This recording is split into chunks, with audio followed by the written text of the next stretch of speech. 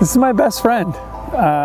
We met in high school, and music class was good. Definitely had no idea what I was doing in a music class, but apparently there was a reason for it, because we got to hang out together and built a relationship, and shortly after that started doing a little more church stuff together, and well, the rest kind of went from there. We dated through high school and got engaged actually in our last year of high school, so that was fun and awkward all at the same time. We started trying to have kids almost right after we got married.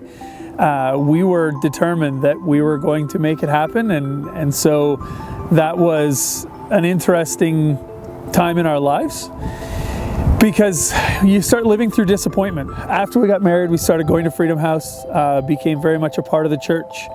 And so we had a very close church family, a family full of faith, a family full of wisdom and revelation. And we thought, this is great. Like, we've got all these fantastic people praying for us. And so we did think that that was going to make a difference. And it did, just not in the way we thought it would. Along that time, we still believed that God could do anything. We believed that at any point in time, Sarah could wake up pregnant and we could smile and say, this is fantastic and wonderful, and celebrate with everybody. But we also understood that we had to look at all the other options that are out there and all the other things that God has provided through the medical field and everything else. So we had people that thought that was a bad decision. We had people that told us that that wasn't a godly decision, and that, you know, if God wanted you to have a baby, you would have a baby.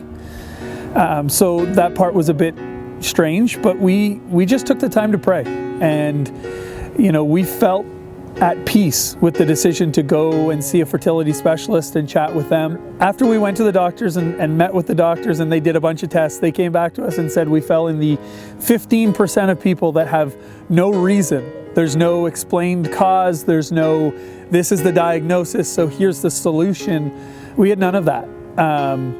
So we decided to take a step out. We prayed about it and felt very strongly that we were supposed to take this next step through the IVF process.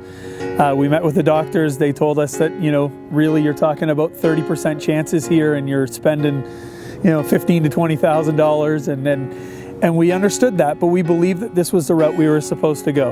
And so we smiled and we went in with faith. Before every appointment, we sat in the car and we prayed. Before every appointment, we sat in the car and we prayed and said, God, your will is what we're looking for here. We said, God, we know that you're the only one that can breathe life into a baby. And first shot, we went in, we did all the things we needed to do. They came back and implanted an embryo.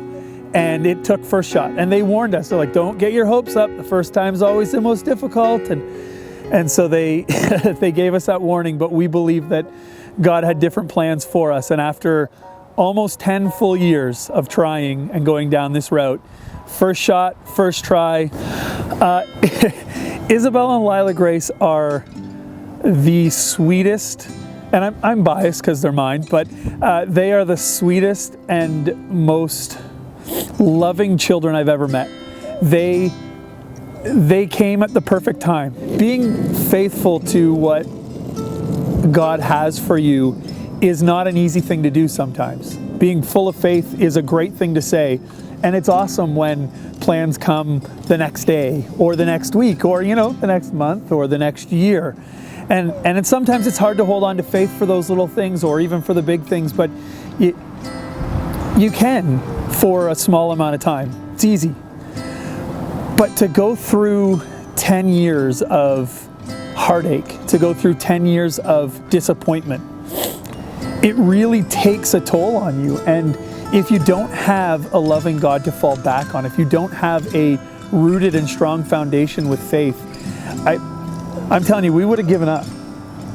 But now we get to tell a story about how awesome God is and how He shows up. Regardless of situation, regardless of what we think time should be, God says, this is the time that I have for you. And now we get to tell stories about how we were blessed with kids when we shouldn't have had them. and how we trusted a system and a doctor and the doctor process, not because we thought the doctors were smarter than God, but because we knew that God gave the doctors the wisdom. And we were able to celebrate with a fantastic family full of love.